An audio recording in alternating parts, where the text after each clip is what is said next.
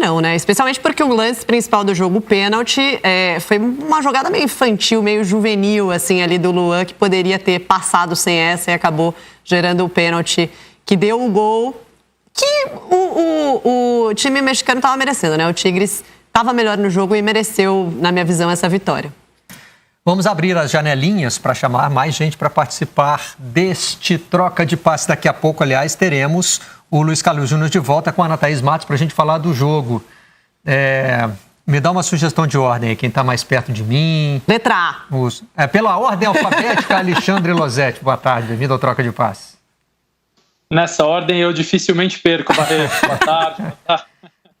Boa tarde, Renata, Roger, parceiro, bom rever vocês. Pois é, o Tigres foi melhor, mereceu a vitória. E durante o jogo, Barreto, Renata, Roger e amigos, eu fiquei pensando muito naquela conversa da semana passada, em que quando alguns jornalistas ou quando algumas pessoas colocaram o fato do jogo na final da Libertadores ter sido ruim tecnicamente, outros entenderam como uma tentativa de depreciar o título do Palmeiras, e obviamente não foi isso. São fatos somados. O Palmeiras foi o campeão com toda a justiça e foi um jogo mal disputado. E aí teve muito aquela coisa de, não, final não se joga, final se ganha. Só que assim, quando não joga, a dificuldade de ganhar é maior. E o Palmeiras jogou mal a final da Libertadores e venceu.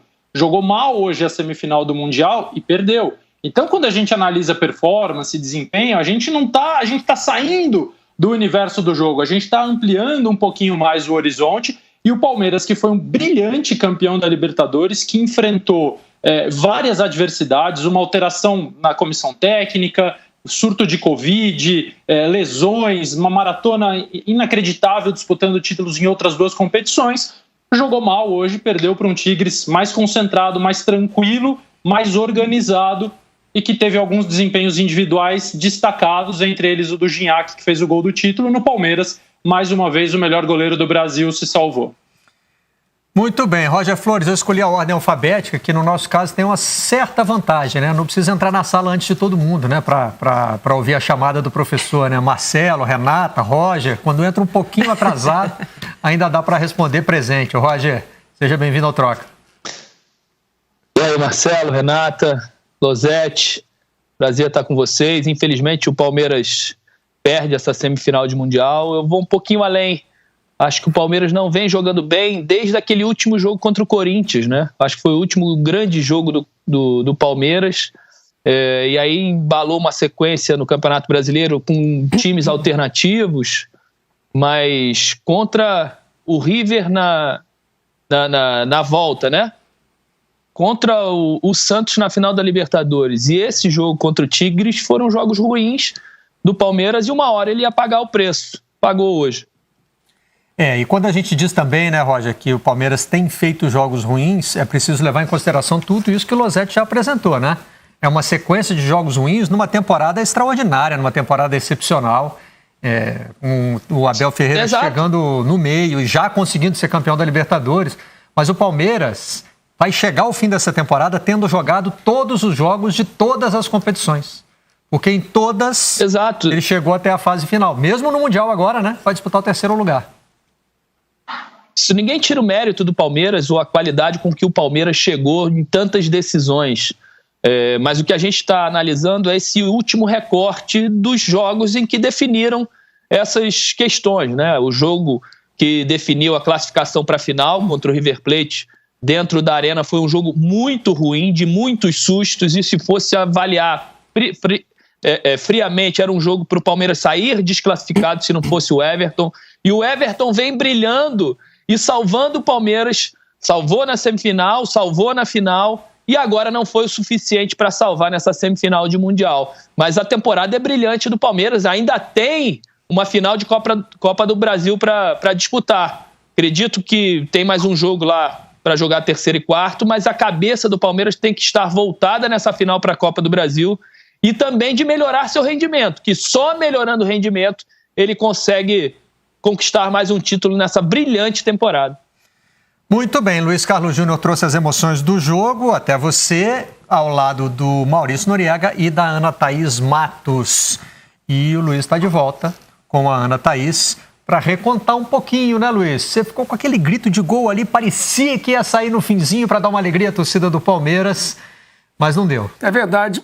Meu amigo Barreto, acho que demorou muito, né? As mexidas melhoraram o Palmeiras, mas aí você fica naquela situação de fim de jogo, de abafa, daquela bola chutada da sua intermediária para alguém dar uma casquinha de cabeça e sobrar para alguém. É pouco, né? É pouco.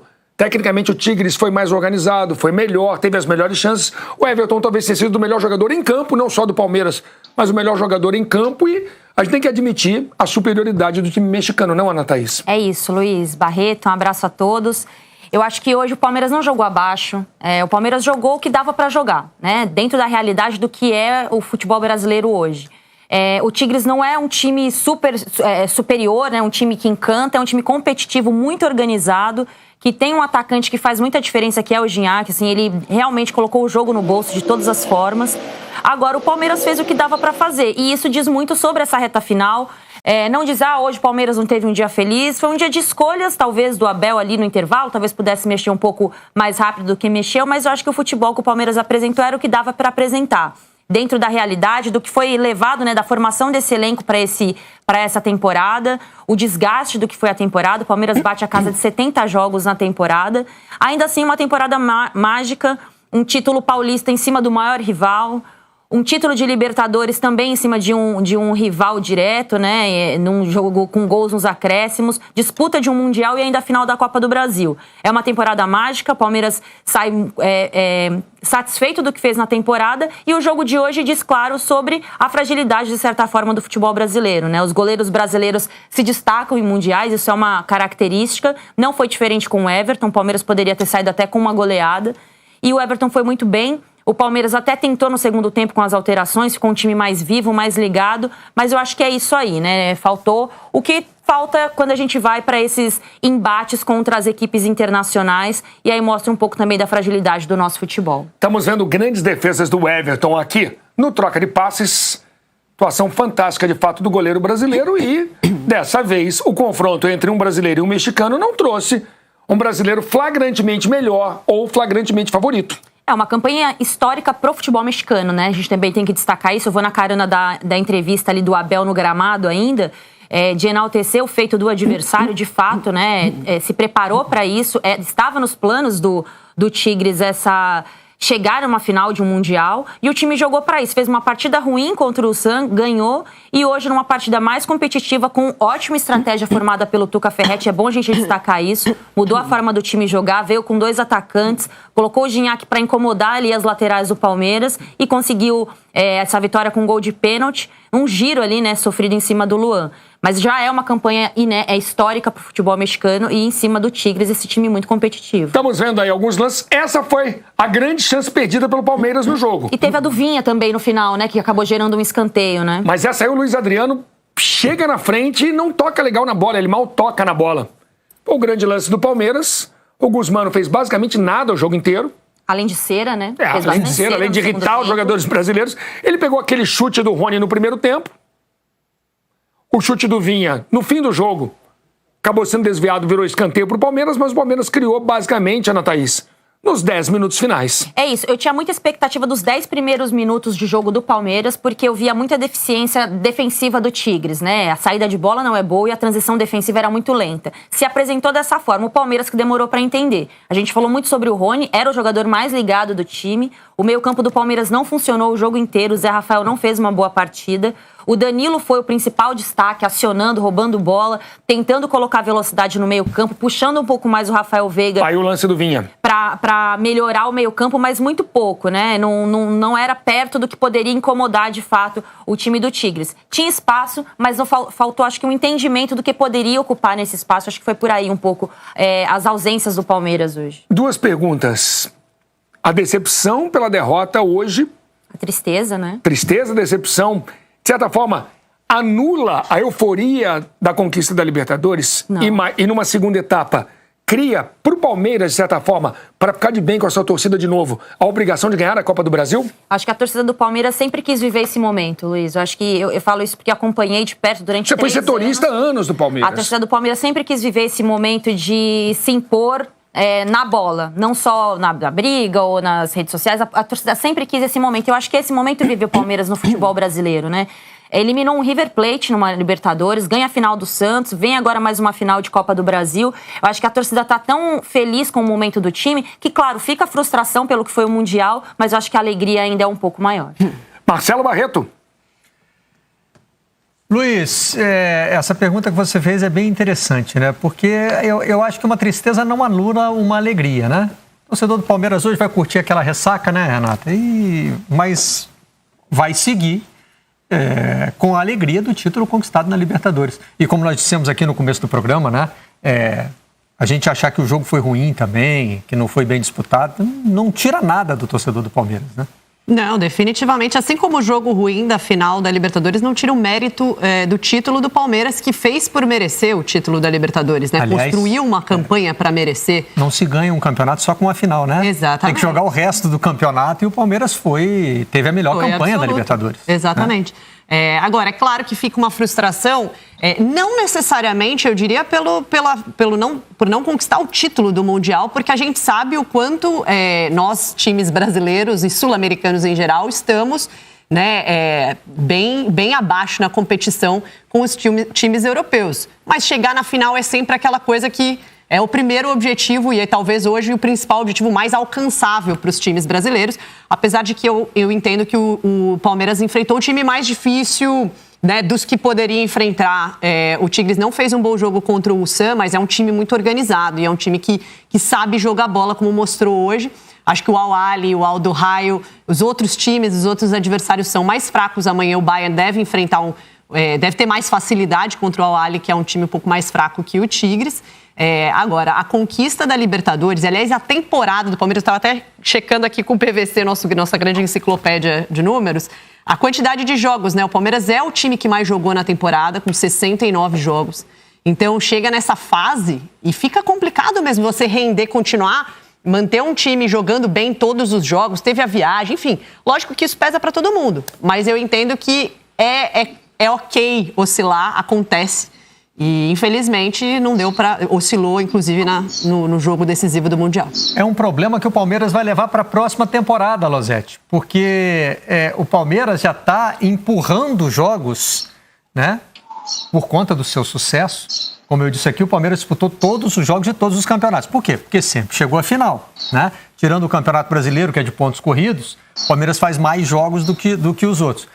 E a final da Copa do Brasil já vai empurrar jogos do Campeonato Paulista para frente, né? O Palmeiras já vai ter que fazer a Recopa Sul-Americana, pode ter que fazer a Supercopa do Brasil se ganhar a final contra o Grêmio. Quer dizer, o Palmeiras só tá acumulando quartas e domingos nessa conta aí. Já é uma preocupação para o trabalho da próxima temporada. Pois essa é a pena que todos nós sabemos que os times brasileiros que vão bem, que têm bom desempenho, que têm boa performance, têm que carregar, né? O futebol brasileiro pune aqueles que vencem, aqueles que se preparam melhor ou que fazem o melhor planejamento, que ganham, enfim. Barreto, vai fazer muita diferença na temporada de 2021 a forma como os clubes vão encarar os estaduais. Não dá, é impossível usar o time completo, usar time titular, querer disputar tudo. Esse ano a gente viu, quem organiza o futebol não abriu mão de nada, mesmo com a situação excepcional que o mundo viveu da pandemia. O futebol brasileiro, o futebol sul-americano manteve Copa do Brasil com jogo de ida e volta, Libertadores, Sul-Americana a mesma coisa, terminou os estaduais. O estadual de Goiás, por exemplo, está terminando agora, de 2020, né? Não estou falando de 2021, não, de 2020 está terminando agora. Então todos os campeonatos precisam terminar, precisam manter o número de jogos, os clubes também vivem desses jogos, então a forma como eles vão encarar esse início de temporada, não de ano, mas de temporada, vai ser fundamental. A gente torce para que aqueles clubes que fazem o melhor trabalho, como fez o Palmeiras é fácil a equipe do ano, Barreto, campeão paulista, campeão da Libertadores, disputou o título brasileiro até 6, 7 rodadas do final. Foi ao Mundial, finalista da Copa do Brasil, vai disputar esses torneios consequentes que você citou, a Recopa e a Supercopa. Claro que na temporada o Palmeiras pode não ter sido o melhor futebol, essa é outra discussão, mas é o grande time.